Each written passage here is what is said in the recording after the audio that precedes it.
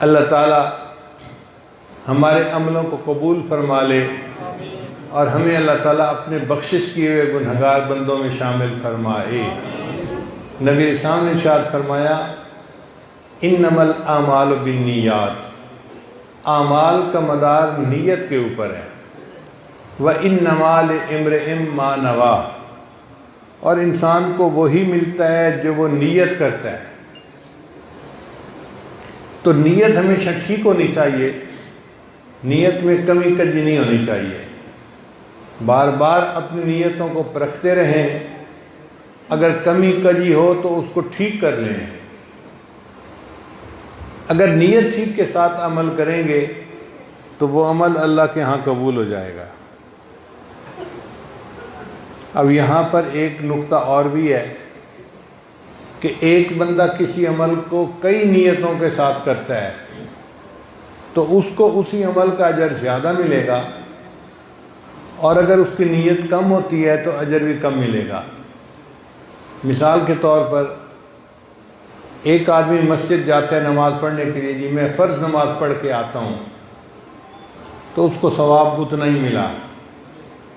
ایک آدمی نیت کرتا ہے میں مسجد جاؤں گا، فرض نماز جماعت سے پڑھوں گا، جتنی دیر مسجد میں رہوں گا اعتکاف کی نیت سے رہوں گا، اور اگر مسجد میں کوئی درس حدیث یا درس قرآن ہوا تو میں وہ بھی سنوں گا، اور اگر مسلمان بھائیوں سے ملاقات ہوگی تو میں ان کی خیریت بھی دریافت کروں گا۔ اب اس بندے نے چونکہ کئی نیتوں کو اکٹھا کر لیا تو مسجد میں جانے کا اس کو ثواب زیادہ ملے گا بنسبت پہلے والے کے۔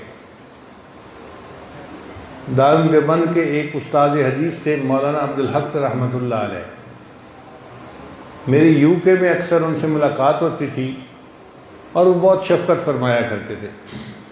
ایک دفعہ میں ان کے پاس بیٹھا تھا، انہوں نے ایک کتاب کا نام لیا اور ایک محدث کا نام لیا، فرمانے لگے کہ اس محدث نے لکھا ہے کہ میں کپڑے بدلتے ہوئے 40 نیتوں کو جمع کر لیتا ہوں۔ اب بتائیے ہم کپڑے بدلتے ہیں تو ایک نیت کہ جی گندے کپڑے اتار دو اور صاف کپڑے پہن لو، وہ 40 نیتوں کو اکٹھا کرتے تھے۔ جیسے ایک نیت کہ گندے کپڑے اتار کے میں صاف کپڑے پہنتا ہوں، چونکہ گندے کپڑے ذکر بند کر دیتے ہیں اور صاف کپڑے اللہ کا ذکر کرتے ہیں، ایک نیت تو یہ ہوئی۔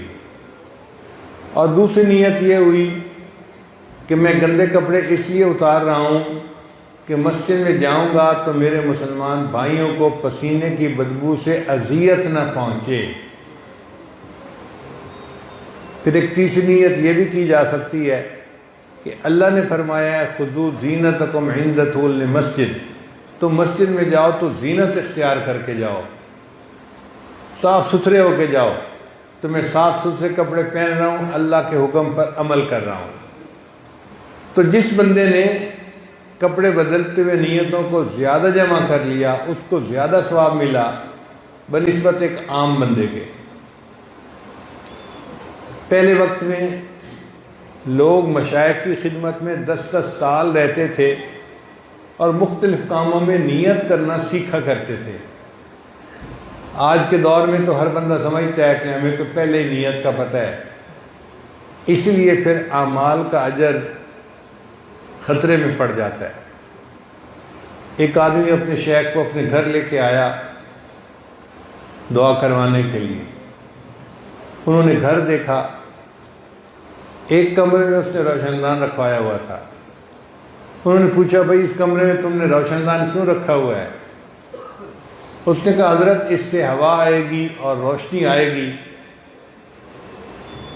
انہوں نے فرمایا اللہ کے بندے تو نیت یہ کرتا کہ اس روشن دان سے مجھے اذان کی آواز سنایا کرے گی تو روشن دان کا بنانا عبادت ہو جاتا، ہوا اور روشنی تو تجھے ویسے ہی مل جانی تھی، اس کی نیت کرنے کی کیا ضرورت تھی؟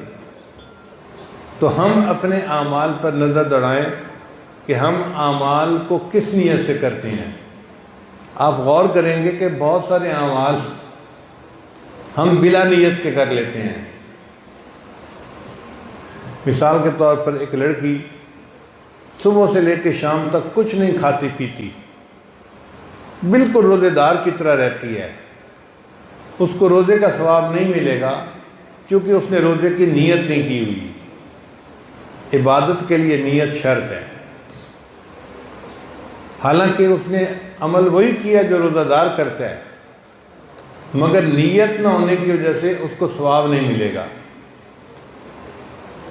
ایک بزرگ فرمایا کرتے تھے کہ امت کو بدنیتی سے اتنا نقصان نہیں پہنچا جتنا بلا نیتی سے نقصان پہنچا ہے۔ ہم بہت سارے کام بغیر نیت کے کر لیتے ہیں۔ مثال کے طور پہ ایک بندہ رات کو نائٹ سوٹ پہن کے سوتا ہے۔ کیوں نائٹ سوٹ پہن کے سوتا ہے؟ جی عادت بنی ہوئی ہے، جی اس سے ثواب نہیں ملے گا۔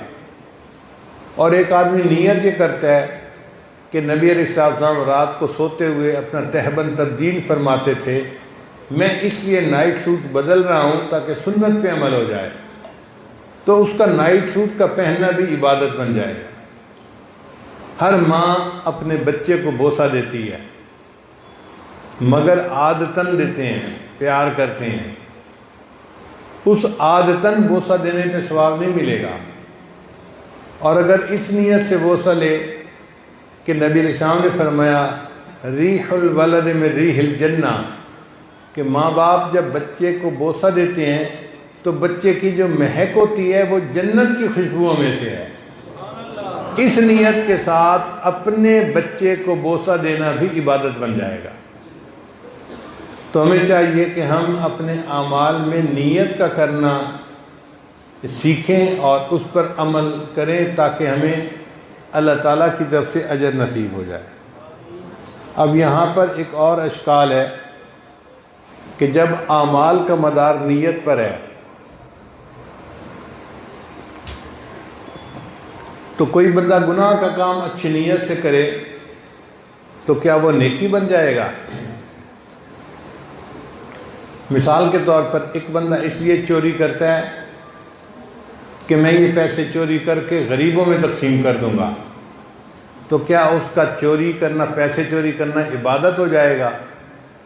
علماء نے جواب دیا کہ نہیں، جو کام گناہ ہیں ان کو نیکی کی نیت سے کرنا تو دین کو کھیل بنانے والی بات ہے، یہ تو تلاعب ہے دین کے ساتھ، ایک کبھی چیز ہے، اس کو کرنا کہ جی میں نیکی کی نیت سے کر رہا ہوں، یہ تو اس کو اور اقبح بنا دے گا، لہذا وہ گناہ کبھی نیکی نہیں بن سکتا۔ حدیث کا مقصد یہ ہے کہ برے اعمال تو برے ہوتے ہی ہیں، نیک اعمال بھی اگر ٹھیک نیت سے کیے جائیں گے تو ثواب ملے گا، اگر نیک عمل میں بھی نیت بری ہو گئی تو بھی ثواب نہیں ملے۔ اس کی مثال یوں سوچئے کہ ایک عورت اپنے خامن کی نیت سے خوشبو لگاتی ہے تو اس کے لیے یہ عبادت ہے، اس کو ثواب ملے گا، لیکن اگر وہ اس نیت سے خوشبو لگاتی ہے کہ فیملی کا فنکشن ہے اور میرا کزن بھی آیا ہوگا اور اس کو یہ خوشبو بہت پسند ہے، اب اس عورت کے لیے یہ خوشبو کا لگانا گناہ بن جائے گا۔ عمل نیک تھا، نیت بد ہونے کی وجہ سے یہ عمل بھی برا ہو گیا۔ تو نیک اعمال کو بھی نیک نیتی کے ساتھ کرنا یہ قبولیت کی شرط ہے۔ اس لیے دعا کرنی چاہیے کہ اللہ تعالیٰ ہمیں ہر عمل میں سیکھ نیت کرنے کی توفیق عطا فرمائے۔